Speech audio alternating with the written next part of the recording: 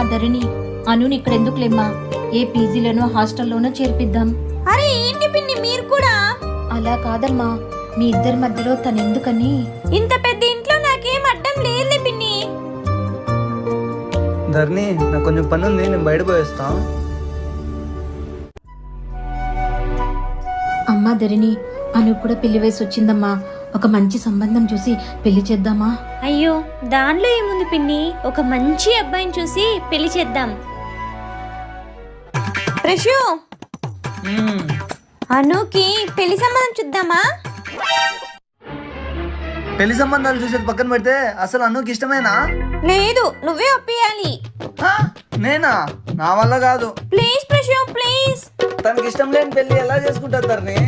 First లో ఎవరికి ఇష్టం ఉండదు ప్రశు, అంతెందుకు నిన్ను చేసుకునేటప్పుడు నాకేమైనా ఇష్టం ఉండిందా?